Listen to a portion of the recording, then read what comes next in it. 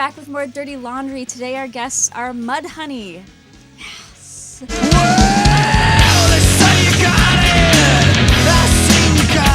You guys have been going at it for about 4 decades now.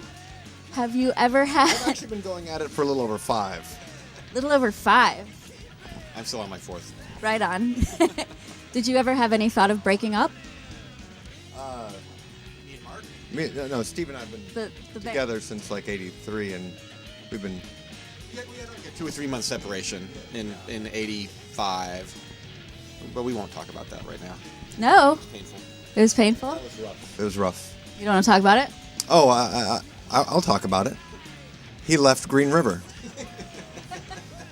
Why did you leave Green River? Because I didn't particularly like playing the music.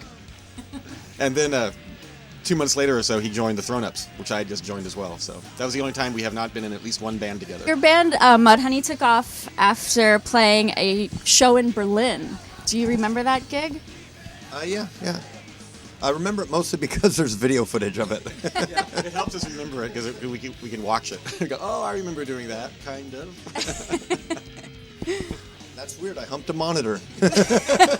How did you guys get connected with Sub Pop? Oh, we knew the people who started Sub Pop before there was a Sub Pop. Oh, how so? We all lived in Seattle. Is that true? It was a small scene then.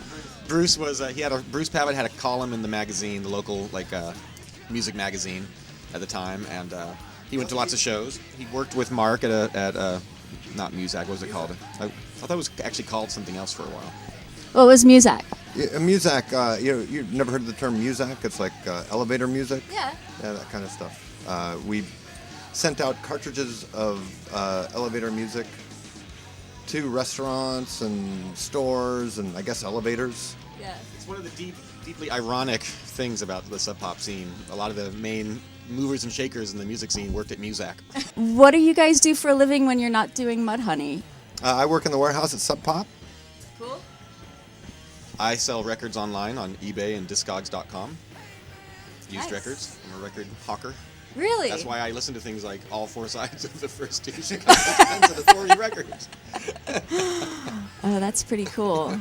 I want to do that when I grow up. Guy, our bass player, is a registered nurse, which is why we are so fit and healthy at the advanced ages that we are. Not bad. He advises us and treats us for our aches and pains and ailments. And Dan, our drummer, is a stay-at-home dad with 3 kids, and he also sells some records on eBay lately. Cool. It's coming up. It's coming up in the The first time you guys heard Nirvana, did you know that they were going to be huge? First time I saw them, they really sucked. Really? Yeah, they had a really crappy drummer. Some guy, I think maybe that song Mr. Mustache might be about him because he had a mustache. And it was just kind of like, They'd recorded with Dale Crover before that show, but he didn't stay with them. And but as soon as they got Chad Channing, they got good really, really quickly. Yeah. But we didn't know that they would be as big as they were going to be. You didn't know that Sir Paul McCartney would be replacing Kurt as their frontman? Well, at one point I remember what I said a lot in interviews and stuff was that in a perfect world, Nirvana would be number 1. That was right after Bleach came out because they had that one song about a girl on there that was such a perfect freaking pop song. I was like, this is so great. If the world was perfect, they'd be number 1. They went to number 1. The world was not perfect. Oh, man. But it took a different record, so maybe that's the flaw in the whole... Yeah. So, we knew they were great. The demos they did before Nevermind were amazing, too. I remember at the time. My ear for the pop hits is not very strong. Because when I first heard Teenage, what Smells Like Teen Spirit, I thought, why did they pick this one?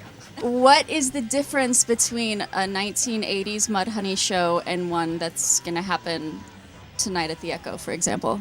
Tonight at the Echo, there will be at least one grandma that we know of. We're collecting the grandmas now at shows, which is awesome. Love it. Yeah. Gilfs. We don't fall over as much. We try not to. It hurts now. I don't know. We just play the music. We try to rock out. Yeah. Midlife crisis style. I don't know. Love it. I got nothing to add. Mark's backbends are not quite as epic as they once were, but he can still hit them sometimes. Go ahead, I got you. Oh, no. I'm gonna spot you. I gotta be moved, man. Do you have any advice for the young up and comers? My only advice would be just, keep the music as an end to itself, and instead of like a goal to get something. Yeah. And mine would be to play with your friends. To It's not a business prospect. It's something fun. Do it with your friends. If it works out, awesome. But you'll have more fun that way than auditioning people and treating it as a business thing. That's it. That's our advice. Mama said,